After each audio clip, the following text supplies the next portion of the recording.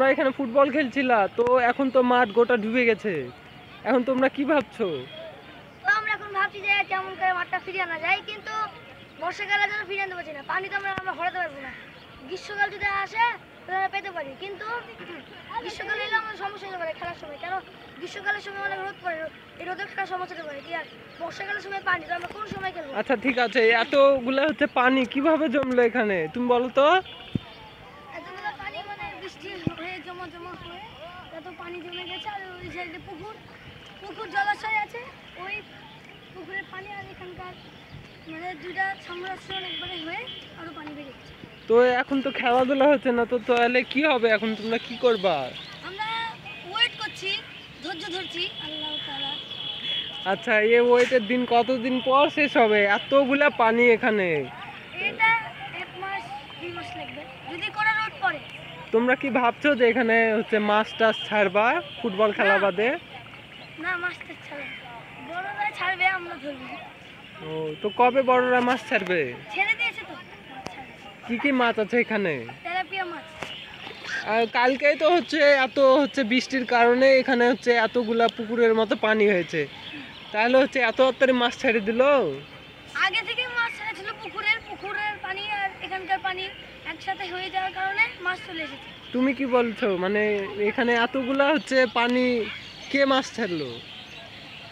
যে এখানকার মানে এতগুলো পানি চলে এসেছে, বৃষ্টির জন্য পানি চলে এসেছে, এবং ওইখানে একটা পুকুর আছে, পুকুরের পানি সাথে এই পানি মিল হওয়ার কারণে ওখানকার মাছ এখানে চলে এসেছে। এবং ওখানকার পুকুরে কে মালিক এটা আমরা জানি না, কিন্তু যেই মালিক ছেড়ে গেছে সেখানকার মাছ পুরোপুরি এখানে চলে এসেছে। এবং এই এখানকার পানি যখন শুকাবে তখন ততদিনে মাছটা মারাও যেতে পারে, আবার ওখানেও চলে যেতে পারে। তো আমরা এখন মানে দোয়া করবো মাছগুলো যেন বেঁচে যেতে পারে।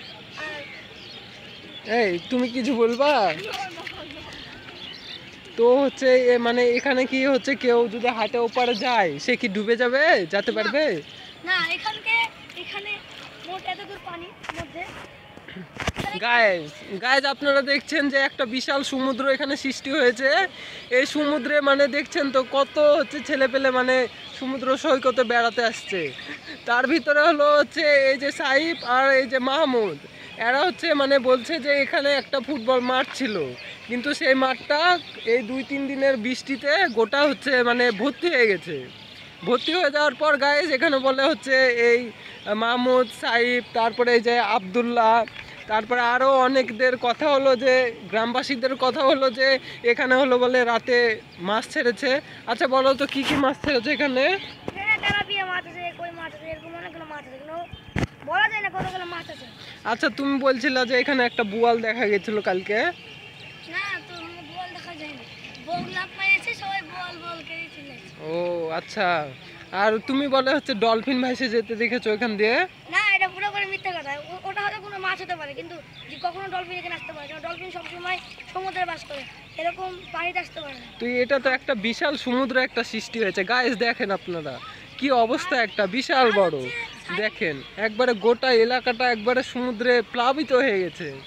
আর সাইডে একটা কথা বললো, ওখানে একটা মাছ আছে, ডাইরেক্ট ওখানে মাছ ছাড়া হয়নি। ওখানে কিছুদিন আগে 2-3 দিন আগে ডিম দেওয়া হয়েছিল, ডিম ফুটিয়ে মাছ তৈরি করা হয়েছে, তারপরে যত পানি চলে এসেছে তখন তো ওই মাছগুলো বেঁচে গেছে। আচ্ছা আমি শুনলাম যে হচ্ছে কালকে তিমি দেখা গেছে এখানে। না, এটা পুরোপুরি মিথ্যা, কারণ তিমি একটি অনেক বড় মাছ। এই মাছটি এখান থেকে এই গোটা যত বড় ইয়াদের করেছে আমরা, মানে এখানে পানি জমে গেছে তার থেকে অনেক বড়, তাই তিমি এখানে আসলে কখনো সম্ভব না। আর তিমি এরকম পানিতে বাস করতে পারে না, এটা হয়তো অন্য কোনো মাছ হতে পারে। তো আপনারা কি মনে করছেন যে এখানে হচ্ছে বিএনপি আর হচ্ছে এনসিপির ভিতরে কোনো রাজনৈতিক বিষয় ঘটছে, যে এই জায়গাটা নিয়ে তারা মাছ টাছ ছাড়বে এই জন্য? না, কোনো ঝামেলা দ্বন্দ্ব? না, কিছু না। ও, এটা একটা সরকারি মাঠ, এখানে কোনো কিছু কারোর দখল নেই। এখানে কি আগে ফুটবল? এখানকার নিয়ম হচ্ছে যে আগে এসে মাঠ ধরবে সে সেখানে খেলবে, ওখানে ওই জায়গায় আর কোনো কেউ খেলতে পারবে না। আচ্ছা, এটা আলাদা নির্দিষ্টভাবে মাঠ ধরে রাখতে হবে, ধরে রাখতে যতক্ষণ হবে। খেলবে ততক্ষণের জন্য একটা মাঠ ধরে রাখতে হবে। তো আজকে হচ্ছে কতজন আসছে এই মাঠটা ধরে ধরে রাখার জন্য? একজনও আসেনি। কেন? আমরা দেখতে আসছি মাঠটা কেমন, কত দূর পানি, ওই জন্য।